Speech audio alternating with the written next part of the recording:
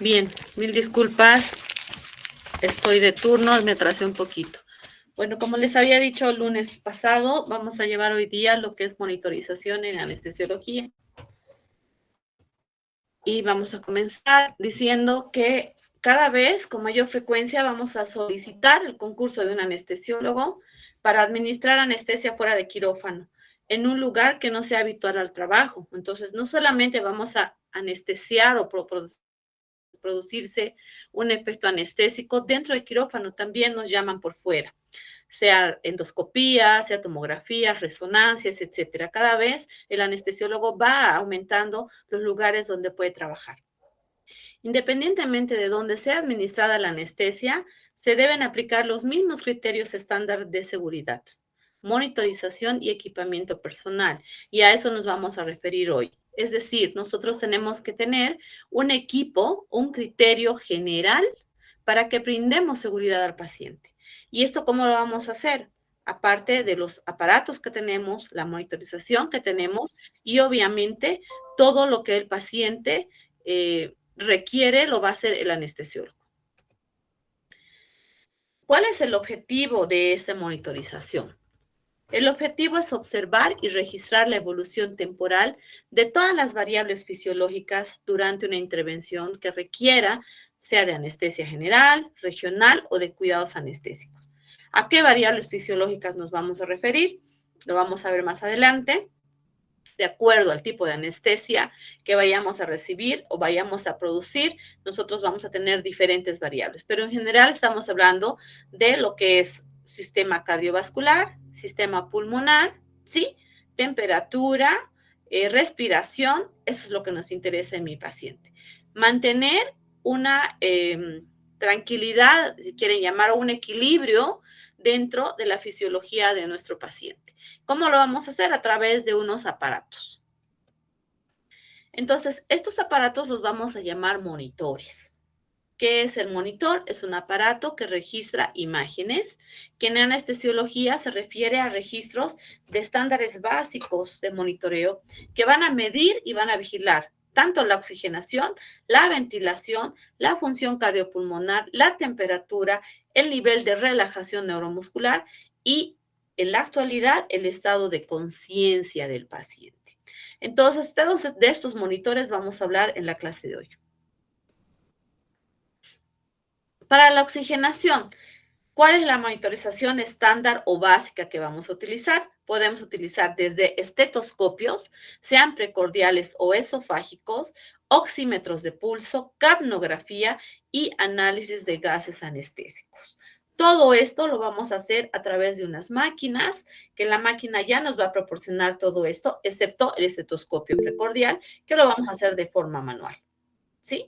Pero la oximetría de pulso, la capnografía y el análisis de gases anestésicos ya la tenemos en la máquina de anestesia, que es nuestro monitor o nuestro aparato más importante para producir para que nosotros podamos atender a un paciente en cualquier tipo de anestesia, sea sedación, sea regional, sea general, que es como vamos a ir viendo en las prácticas. No puedo empezar un procedimiento si no tengo este aparato especial, que es el equipo de anestesia. Bien, ¿qué son entonces los estetoscopios? Como viene en la imagen, tenemos estetoscopios precordiales, como el que se ve en la imagen del lado izquierdo, que todos lo conocen, nos van a servir para escuchar el corazón, para escuchar la entrada de aire que tenemos o de oxígeno que tenemos, tanto en la inspiración como en la expiración. Y los esofágicos son los que ven en la mano derecha, son como unas sondas que tienen en la parte terminal, la parte celeste, un dispositivo mucho más delgado como una membrana y la parte blanca se conecta a un estetoscopio normal. En vez de la campana que tenemos en el estetoscopio precordial, vamos a conectar la parte blanca. ¿Cómo se utiliza eso? Ponemos como una sonda nasogástrica y obviamente va a ir al esófago. Por continuidad, el esófago con el corazón, con la frecuencia cardíaca y tanto con el pulmón, va a dejar que yo escuche a través de esa membrana. Yo voy a poner igual en mi oído como un estetoscopio y voy a poder escuchar tanto la frecuencia cardíaca como la respiración de mi paciente. Estos procedimientos, más bien estos materiales, son materiales antiguos que los hemos usado y jamás debemos de perderlo porque nos va a ayudar mucho a la clínica, ¿sí? A un médico que sea clínico y que pueda verificar. A veces no tenemos monitores completos o están ocupados o se han roto o se ha arruinado en media cirugía. Entonces tenemos métodos para poder saber y vigilar a mi paciente. Les decía, estos utilizábamos mucho antes, no había muchos monitores, no había muchos análisis de gases, no había diferentes monitores actuales que ahora podríamos utilizar. Entonces antes se utilizaban estos instrumentos. Todavía los usamos, sobre todo en pediatría, para que escuchar todo el rato el corazón del niño. Otro aparato importante y que lo han debido conocer en la época del COVID, donde todo el mundo se compraba un oxímetro de pulso para ver la saturación de sangre arterial, es el oxímetro de pulso que se va a verificar a través de la pulsioximetría. ¿Qué va a hacer este? Va a medir la saturación de oxígeno en sangre arterial. Se va a colocar en los dedos de las manos, dedos de los pies, puede ponerse en el lóbulo de la oreja o bien en la nariz. Depende el tipo de pulso oxímetro, nosotros podemos utilizar. Hay para manos, hay para pies. En los niños podemos utilizar en la oreja, en la nariz, sobre todo cuando son chiquititos y no tenemos. Sí. ¿Dónde tenemos que buscar? Donde encontremos capilares, donde encontremos sangre periférica. Por eso se coloca en estas partes del cuerpo.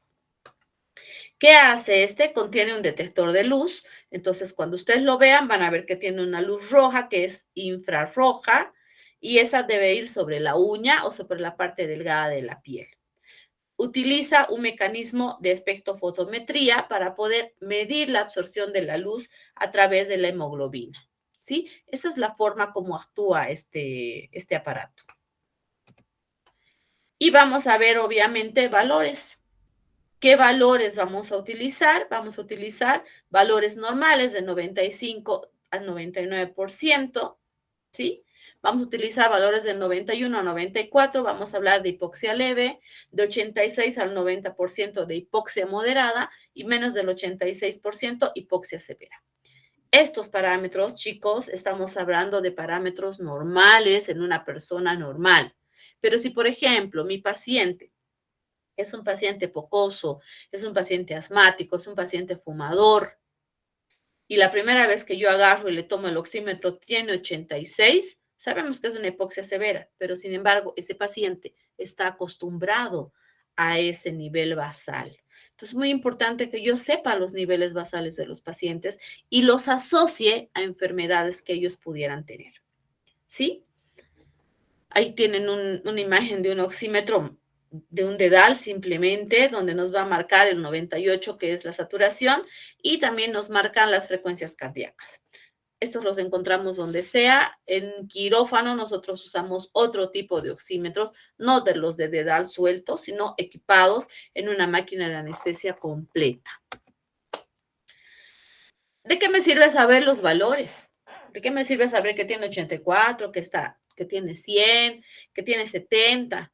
A mí me tiene que llamar la atención para ver la forma clínica que mi paciente podría estar presentando cualquier evento patológico. Entonces, por ejemplo, hablamos de saturación de oxígeno alta cuando el paciente empieza a respirar rápido, está ansioso o está hiperventilando.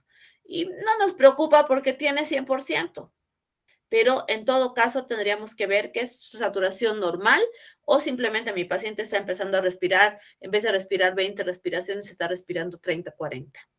Entonces, obviamente, a la larga, esto nos va a producir otras cosas, que si ustedes revisan fisiológicamente, que produce la hiperventilación, ¿sí? Va a empezar a adormecerse, va a empezar con calambres, le duele el pecho, entonces hay muchas cosas adicionales. Pero no me interesa mucho saber que esa saturación está alta y de acuerdo a qué patología. Pero sí necesito saber qué valores tengo. Entonces, vamos a hablar de una saturación baja cuando tengamos un probable problema con el monitor o con el paciente. Entonces existen dos formas de poder saber que la saturación está baja. Uno es el paciente, como les decía hace rato, si mi paciente ya tiene antecedentes patológicos de alguna enfermedad pulmonar o es hipotenso o es bradicárdico, no se olviden que estamos hablando de que se van a leer a través de las terminaciones sanguíneas. Entonces, mi paciente no tiene buena circulación, está frío, etcétera, mi saturación puede no marcar o puede estar baja. O puede ser que justamente mi monitor no sirve. Entonces, hay que valorar qué está pasando con el paciente. Puede estar falsamente baja. ¿Cuándo?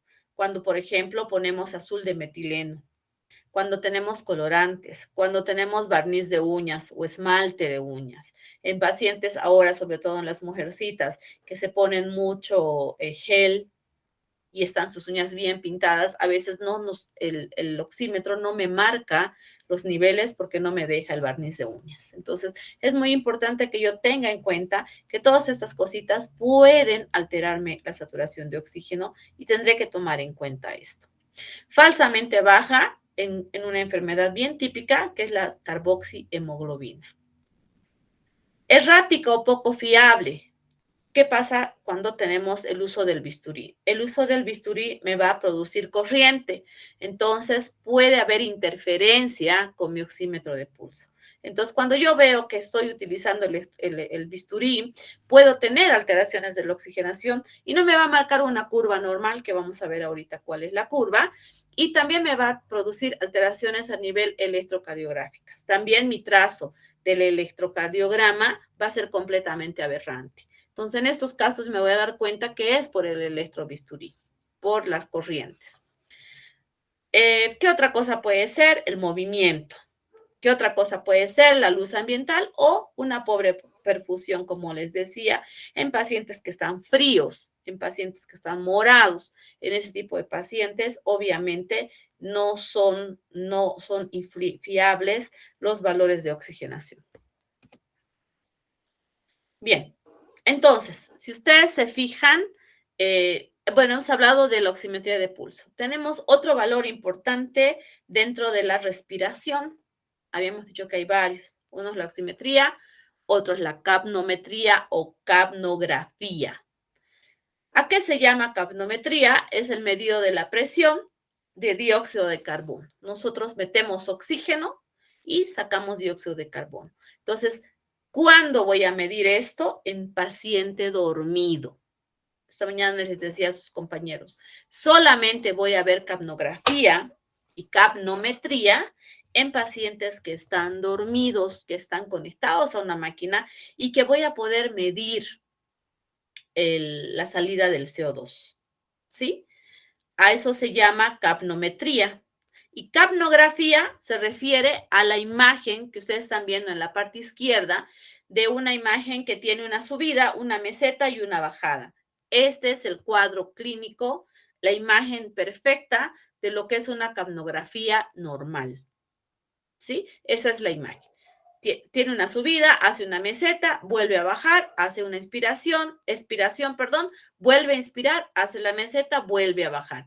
Esta es la forma que yo voy a saber que mi paciente está respirando bien y no está con obstrucción, no está relajado, no está respirando normal. Este es en un paciente, obviamente, que está relajado. Eso vamos a ver cuando hablemos de anestesia general. Bien, entonces les decía, la lectura se va a obtener a través de un aparato que es el capnógrafo. Ese es el aparato, pero va a representar el CO2 en forma numérica. A eso se va a llamar capnometría. Entonces hay dos diferencias entre capnometría y capnografía. La capnometría es el valor numérico que voy a tener de esta imagen y la capnografía es mi imagen como tal. A eso se llama capnografía. ¿Y para qué me interesa también saber de esto? Porque tiene usos clínicos. Y vamos a utilizarlo para qué? Primero, para confirmar que mi tubo está en el lugar adecuado. Les estoy diciendo que solamente vamos a ver cuando está el paciente intubado. No hay capnografía en el estómago. Si yo hago mi laringoscopía y al momento de poner mi tubo endotraqueal, de mala suerte, me he ido al esófago, No se olviden que por anatomía está la tráquea y por debajo está el esófago. Entonces encontramos dos orificios completos y muchas veces el momento de meter el tubo, en vez de que vaya a la tráquea, me puedo ir al esófago. En este caso, no voy a tener capnografía, menos capnometría. No voy a tener, me va a hacer plano. ¿Por qué? Porque en el estómago no hay CO2. No hay ese intercambio gaseoso que tenemos en pulmón. Entonces, me va a servir para confirmar que mi tubo endotraqueal está en su lugar. Me va a servir también para valorar la ventilación adecuada, porque obviamente voy a tener valores y necesito saber cuán bien está la función pulmonar o si tengo algún problema con este paciente. Me va a detectar condiciones patológicas. En pacientes asmáticos voy a tener diferentes imágenes de capnografías, que no vamos a hablar de eso porque no es la intención de que hablemos de fisiología pura. Pero sí tienen que saber que es para detectar diferentes patologías y lo que más nos interesa a nosotros es para confirmar que está el tubo en su posición adecuada. Podríamos tener CO2 alto, ¿sí? ¿En qué casos? En pacientes que están hipoventilados, por ejemplo. Pacientes que he puesto el tubo, pero no le estoy dando buena ventilación y entonces mi CO2 se va a ir subiendo porque estoy reteniendo CO2. En pacientes con hipertermia también puede producir CO2 alto. En absorción exógena de CO2, como en todas las cirugías laparoscópicas. Ustedes van a empezar a ir a quirófano y se van a dar cuenta que ahora en la actualidad todas las cirugías son laparoscópicas. ¿Y qué significa eso? Que insuflan CO2 extra, por fuera obviamente, al estómago del paciente. ¿Para qué? Para inflar y poder operar por dentro. En este caso, esa absorción, ese CO2 se va a absorber. Entonces, eso puede hacer que mi CO2 se vaya elevando. Entonces, es importante que en un paciente que tiene cirugía laparoscópica, nosotros modifiquemos la respiración. ¿Por qué? Porque no necesitamos CO2 alto. No es bueno para mi paciente, ¿sí? Y en una obstrucción parcial de la vía aérea, cuando tiene mocos, cuando se dobla, muchas veces mi tubo se dobla, hay una cirugía, qué sé yo, de cabeza y cuello y la cabeza está tapada y no me doy cuenta y el tubo está doblado y se va a ir reteniendo CO2 porque no hay una ventilación, una buena perfusión. Entonces, en este caso, mi CO2 puede estar alto. Entonces, si ustedes se fijan, sí me debe llamar la atención que cuando mis valores están diferentes. En Bolivia tenemos el CO2 con un valor de 30 a 35. Obviamente puede variar más menos 5. ¿Por qué? Porque no estamos a nivel del mar, estamos mucho más alto, ¿no es cierto? Entonces yo voy a tomar estos valores y voy a fijarme en mi monitor qué valores tengo para poder pensar si tengo alguna alteración o no. ¿Puedo también tener CO2 bajo? Puedo tener. ¿En qué casos voy a tener? En pacientes que están hiperventilando, están respirando tanto, o yo lo estoy respirando tanto, que estoy barriendo todo el CO2, que estamos diciendo que solamente hay en ventilación. En pacientes con hipotermia, en comparación con el paciente de CO2 alto y que tenía hipertermia, en este caso hipotermia. En una pérdida sanguínea también puedo tener CO2 bajo porque no hay buena homeostasis. Puede haber fugas respiratorias, puede ser que mi tubo se haya roto, puede ser que la conexión de mi tubo con mi máquina se haya soltado. Hay muchas causas que pueden causar que mi CO2 está bajo. Y lo más peligroso y lo que me debe llamar la atención es un embolismo pulmonar. Cuando hay un embolismo pulmonar en cualquier patología, sea una fractura, sea una cirugía cardíaca, etcétera, en la primera llamada de atención va a ser el CO2. Mi CO2 está normal y de repente, ¡chin!, se aplana o se baja. Entonces, ahí me tiene que llamar la atención. Primero voy a fijarme que esté bien conectado, que no pasa nada. Pero si no pasa nada y de repente veo y se asocia a alteraciones cardiológicas como bradicardia, hipotensión, tengo que pensar que puedo estar haciendo un trombolismo pulmonar. ¿Vamos bien, chicos? ¿Se escucha bien, verdad? Sí, Hola. Sí, doctora. Ok. Creo que estás sola, tú no hay nadie más.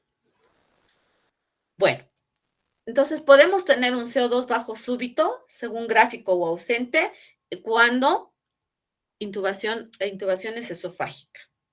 Les he dicho, solo hay CO2 en pulmón. Entonces, si yo me he ido al estómago, al esófago, puedo tener una intubación esofágica. No voy a tener CO2, se hace plano. Cuando hay una desconexión o mal funcionamiento del ventilador, también se hace de forma súbita.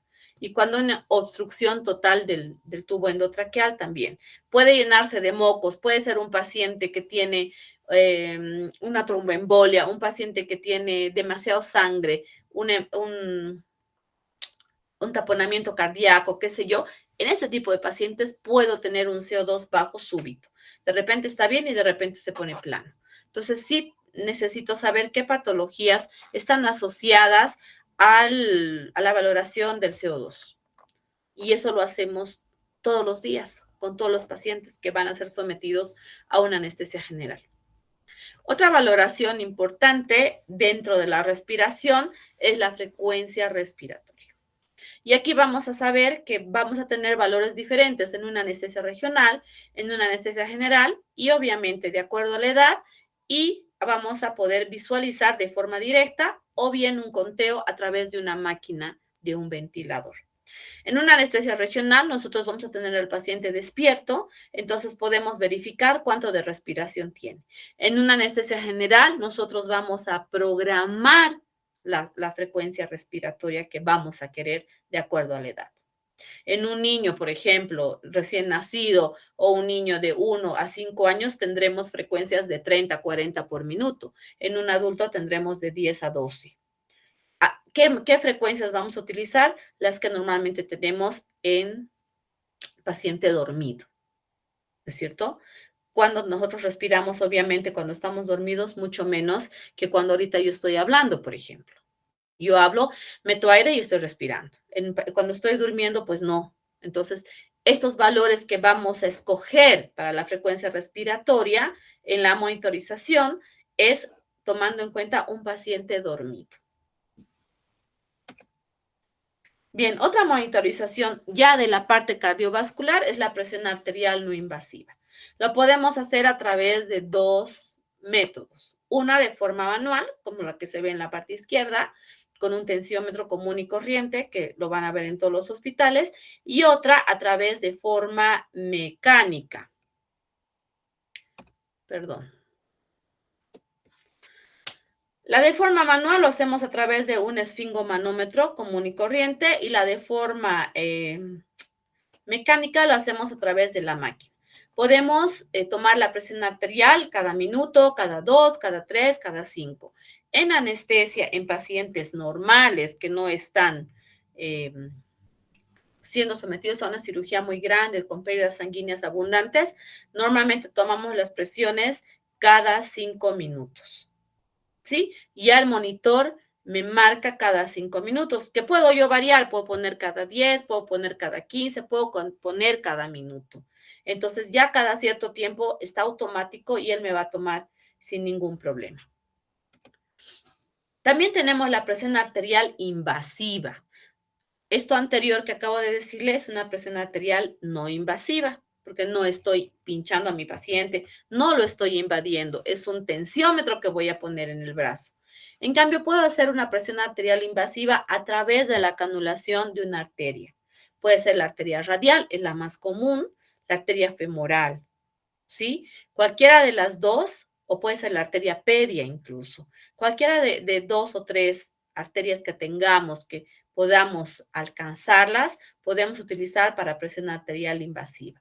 ¿Y qué se hace a través de unas máquinas? Ahí como se ve en la imagen, voy a conectar unos domos, que así se llaman, y voy a conectar a mi máquina. Ahí voy a tener la medición de la presión arterial de forma continua. Ahí no es cada minuto, cada 2, es de forma continua y sobre todo me va a marcar presiones arteriales medias. ¿En qué casos vamos a hacer este tipo de invasión? En pacientes con procedimientos o cirugías grandes, pacientes de neuro, pacientes cardiópatas, pacientes de trasplante o pacientes que estén simplemente muy hemodinámicamente muy inestables.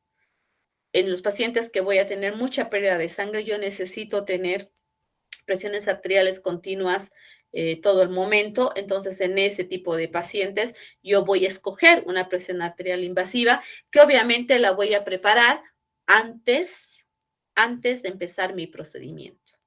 ¿Sí? Bien. Entonces, dentro de la monitorización cardiovascular, hemos dicho primero la presión arterial. Segundo, el trazo electrocardiográfico. Para eso tenemos dos formas de tomar. Uno a través de 3 cables, 3 canales, y otro a través de 5 canales. Lo que ven en la parte izquierda de la diapositiva es un cable con 5 canales. ¿A qué me refiero con 5 canales? Podemos tener 3 o 5. Cuando tenemos 3 canales o 3 electrodos, vamos a poner los electrodos en el brazo derecho, en el brazo izquierdo y en la región precordial, como se ve en la imagen o en el dibujo de la izquierda. Cuando tenemos 5, tenemos brazo derecho, brazo izquierdo, pierna derecha, pierna izquierda, pero obviamente en paciente que está bajo anestesia no vamos a poner el electrodo hasta el pie, entonces ponemos en las partes laterales como se ve en el dibujo. Lateral izquierdo, lateral derecho del tórax y por último el que dice B1 que vendría a ser la región precordial. Entonces va a depender cómo coloquen los electrodos de acuerdo a si tiene 3 o si tiene 5. Cualquiera que fuera, sean 3 o fueran 5, ¿qué me va a dar? Me va a marcar derivaciones de 2 y ABF, que son las derivaciones donde más encontramos arritmias o enfermedades electrolíticas. ¿Qué es lo que voy a detectar? No voy a detectar ninguna otra enfermedad, no voy a detectar alteraciones especiales de bloqueo, no. A mí me sirve el monitoreo para poder saber, está haciendo arritmia o parece que se me está infartando. Para eso me sirve este trazo electrocardiográfico en quirófano. ¿Qué voy a utilizar? Para colocarles un gel conductor. Voy a poner debajo de los electrodos un gel para que me haga contacto y me pueda servir, porque como su nombre lo dice, es electrocardiógrafo, ¿sí? Entonces es importante que yo tome en cuenta esto. Bien, entonces hasta aquí hemos visto valoración de la vía respiratoria, ¿sí? Con saturación de oxígeno, capnografía y frecuencia respiratoria. Esas son preguntas de exámenes, chicos. Hemos visto valoración del sistema cardiovascular a través de presión arterial y trazo electrocardiográfico.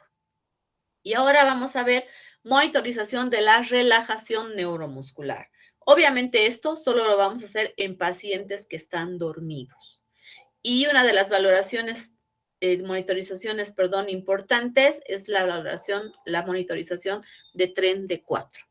Así se llama esta monitorización y voy a utilizar también unos electrodos como se ven en la imagen. Voy a poner 2 electrodos en la parte terminal y en la proximal y en la parte distal voy a poner otro y voy a darles unas corrientes.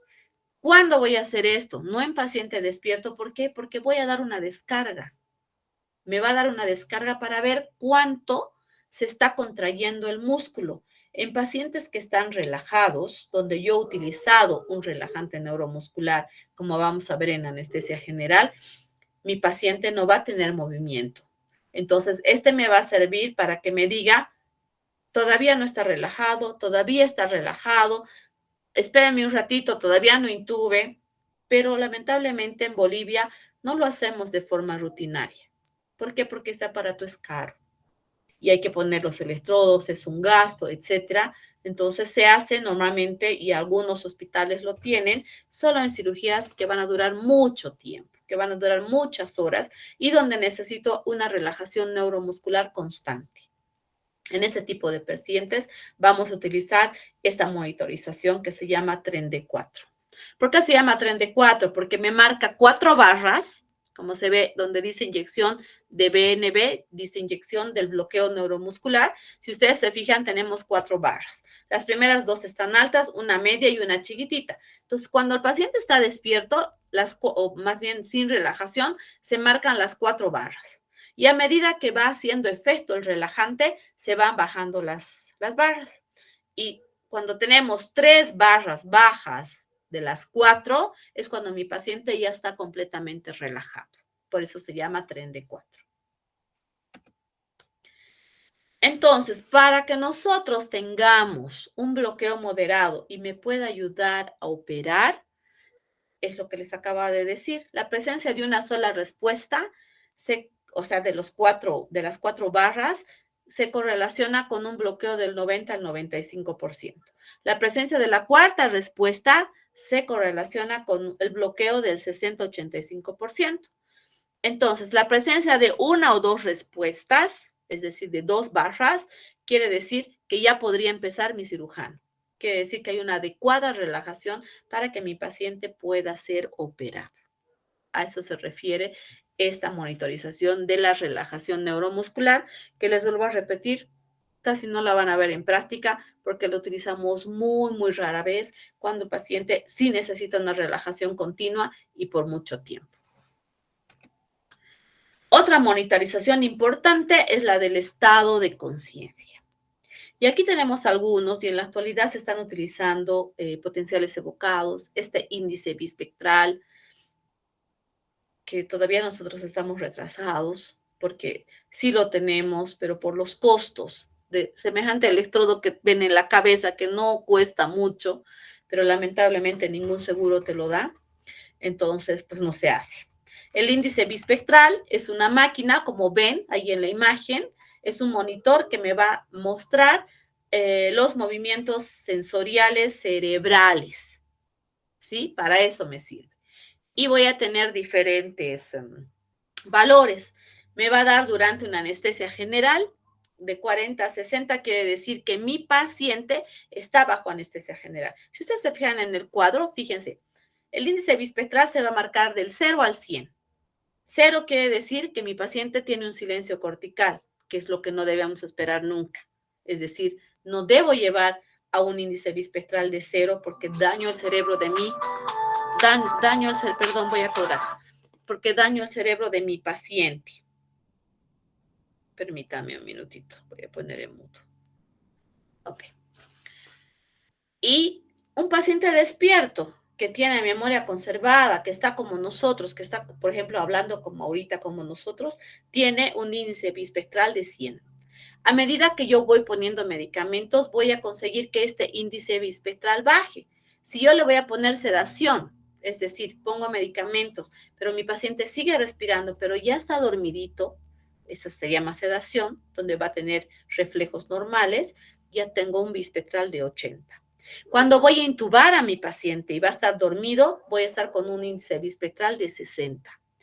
Cuando está con una hipnosis profunda, el paciente no se mueve nada, estoy hablando con un índice bispectral de 40 y una supresión de todos los estímulos, un índice de 20. Entonces, una anestesia adecuada debe de ser de 40 a 60, no menos de eso. Menos de eso solamente estoy dañando el cerebro de mi paciente. ¿Sí? Entonces, durante la anestesia general, el índice bispectral debe estar de 40 a 60. En un plano anestésico profundo, disminuye el consumo de fármacos, me va a servir para eso y para ver cuándo va a recuperar mi paciente. Para eso me sirve. Entonces, si yo voy a hacer el monitoreo, voy a saber, está bien dormido. Perfecto. Y cuando va a ir despertando, voy a ir quitando los otros medicamentos para que mi paciente despierta. Entonces, mi índice bispectral va subiendo, va a 80 y va a casi 100. Entonces, ahí voy a saber, ya está bien despierto, puedo quitarle el tubo endotraqueal, puedo sacarlo de la máquina. Entonces, esta monitorización del estado de conciencia nos ayuda muchísimo, sobre todo a cuidar el cerebro de mi paciente. Jamás, vuelvo a repetir, jamás debo permitir que lleguemos a un silencio cortical. Pero esto solamente lo voy a saber si monitorizo. Si no monitorizo, quién sabe cuántas veces llegamos a eso. Entonces, siempre tomando en cuenta las dosis de los pacientes y tomando en cuenta el estado general de mi paciente. Les decía la primera vez, la primera clase, que en anestesia y en medicina nada de receta. Todo debe de ser de acuerdo a la patología y el estado general de mi paciente. Y este es un ejemplo de aquello. Otro monitorización de la conciencia es los potenciales evocados, que también se hace a través de una máquina para ver cómo está la conciencia en mi paciente dormido. Pero chicos, ¿qué es lo más importante? El mejor monitor es el propio anestesiólogo. Un anestesiólogo que debe estar pendiente a su paciente, que debe estar sabiendo lo que está sucediendo, porque ¿qué me va a marcar el monitor? Números, solo números. Yo tengo que saber interpretar qué estoy viendo en ese paciente para preocuparme o estar tranquilo, para mejorar o ver qué voy a hacer o mantenerlo de la misma forma. Y eso, obviamente, lo voy a saber si voy a saber la patología, si voy a conocer sus antecedentes personales y sobre todo si voy a saber qué está produciendo cada medicamento en mi paciente. Bien, creo que eso es todo, chicos. Ok, preguntas, dudas. Sí, doctora. Cuando mencionó lo del índice biespectral, si se llega a silencio cortical, al valor de 0, cosa que no debería pasar, pero en el caso de que llegara a pasar, ¿se podría decir que el paciente entró en coma o solo se puede llegar a causar daños En y el realidad paciente es puede está en un despertar? coma inducido, ¿no? Porque no te olvides que estoy bajo medicamentos. Entonces, lo único que voy a hacer es quitar los medicamentos o bajar las dosis y el paciente tiene que empezar nuevamente a subir en los niveles del índice bispectral. Ok, está bien. Gracias, doctora. De nada. ¿Alguna otra pregunta, chicos?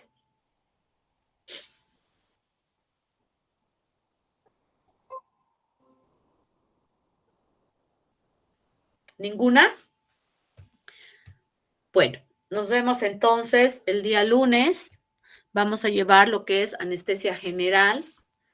Si no estudiamos, chicos, no leemos por lo menos una parte y sepan lo que estamos hablando, no van a entender mucho de lo que yo hablo porque lamentablemente anestesiología es una especialidad. Entonces, no lo van a ver todos los días. Entonces, tratemos de leer, lean qué es anestesia general, lean qué tipos de anestesia general hay, qué fases tiene una anestesia, qué son unos narcóticos, qué son los relajantes, para cuando hablemos el lunes puedan entender ustedes de lo que yo estoy hablando y no queden en silencio cortical, chicos. Bueno, Sí, doctora, está bien. bueno, que tengan buenas noches, vayan a festejar a sus papás. Gracias, doctora. Hasta luego. Hasta luego, doctora. Chao, chicos.